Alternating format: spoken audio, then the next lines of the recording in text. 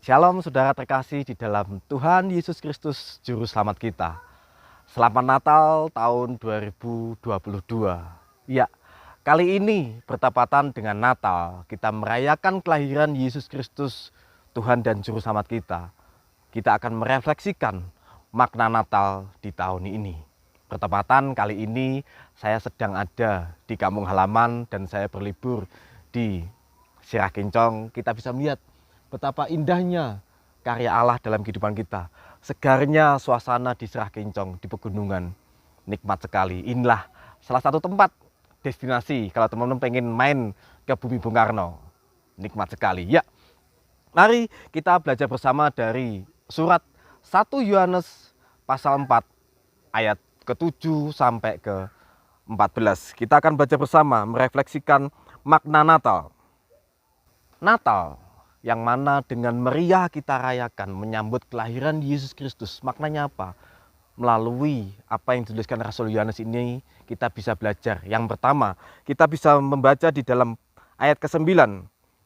Dikatakan bahwa dalam hal inilah kasih Allah dinyatakan di tengah-tengah kita, yaitu bahwa Allah telah mengutus anaknya yang tunggal ke dalam dunia ini supaya kita hidup olehnya. Maksudnya apa? Ketika Allah menciptakan manusia seturut dengan rupa dan gambarnya, yaitu Adam dan Hawa, manusia yang pertama. Ternyata apa? Adam dan Hawa jatuh kepada dosa. Dan natur dosa itu terus kepada kita, keturunannya. Allah tidak hanya mengatakan, menyampaikan bahwa Allah itu kasih. Namun apa yang dilakukan Allah?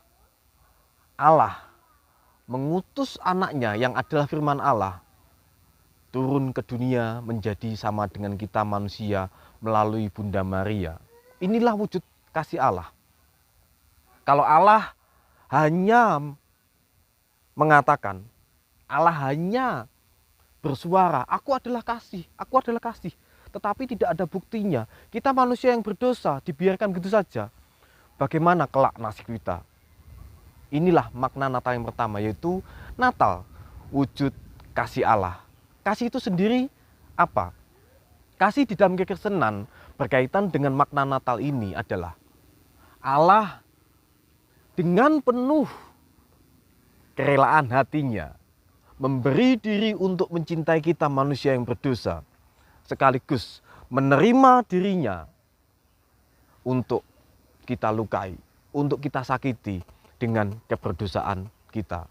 Inilah wujud kasih Allah yang konkret, yang real. Allah adalah kasih. Itu makna yang pertama. Natal adalah wujud kasih Allah. Yang kedua, kita bisa membaca di dalam ayat yang ke-10. Inilah kasih itu, bukan kita yang telah mengasihi Allah, tetapi Allah telah mengasihi kita dan yang telah mengutus anaknya sebagai pendamaian bagi dosa-dosa kita. Maknanya apa?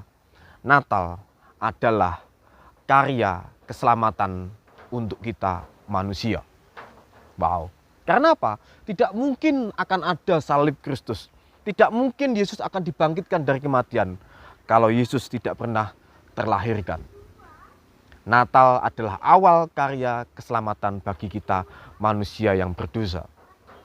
Sekali lagi, kalau seandainya hari ini kita mati pun ketika kita dalam suasana beribadah merayakan Natal, yakinkah kita masuk ke dalam kerajaan surga atau kita bersekutu kembali dengan Allah? Kalau kita tidak menerima Yesus sebagai Tuhan dan Juru Selamat kita, yang adalah firman Allah, yang adalah Sang Pencipta, bisakah dengan segala kebaikan kita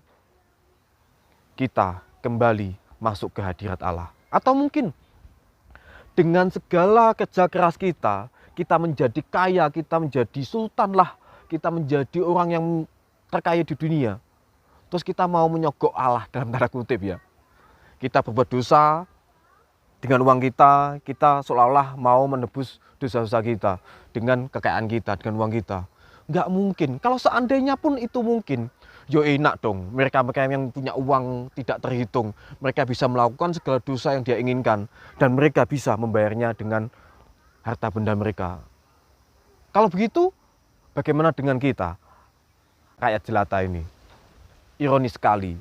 Disinilah pentingnya kita memahami bahwa Allah itu adalah kasih. Kasihnya diwujudkan dengan apa? Menyelamatkan kita manusia, bukan karena perbuatan baik kita. Maknanya apa? Allah bukanlah pamrih, melainkan Allah adalah kasih. Itu makna Natal yang kedua. Natal sebagai awal karya keselamatan manusia. Yang ketiga, kita bisa membaca di dalam ayat ke-14. Di sini dinyatakan dengan sangat jelas, Rasul Yohanes mengatakan, dan kami telah melihat dan bersaksi bahwa Bapa telah mengutus anaknya menjadi juru selamat dunia. Maknanya apa? Makna yang ketiga dari Natal adalah fakta sejarah. Di part sebelumnya, di bagian dokumen sejarah gereja, saya telah menjelaskan dengan banyak bukti-bukti sejarah gereja. Mulai dari part 1, part 5, kita bisa belajar dokumen sejarah. Bahwa Natal adalah fakta sejarah. Natal bukan fiksi, Natal bukan dongeng. Dan di sini sekali lagi Rasul Yohanes mengatakan bahwa Natal adalah fakta sejarah. Di mana Rasul Yohanes melihat, menyaksikan ketika Yesus hidup, berkarya, melayani, bahkan rela mati di atas kayu salib. Dan di hari ketiga dia bangkit lagi. Kemudian dia naik ke surga. Dia berjanji dia akan datang kembali untuk menjemput kita, umat-umat pilihannya yang telah percaya kepada karya Allah itu sendiri. Inilah makna Natal yang luar biasa. Jadi di bumi Bung Karno ini kita bisa merefleksikan makna Natal. Yang pertama, Natal adalah wujud kasih Allah. Yang kedua, Natal adalah karya keselamatan manusia. Yang ketiga, Natal adalah fakta sejarah. Wow, luar biasa. Sekali lagi, selamat Natal, Tuhan Yesus memberkati. Salam dari bumi Bung Karno. Merdeka!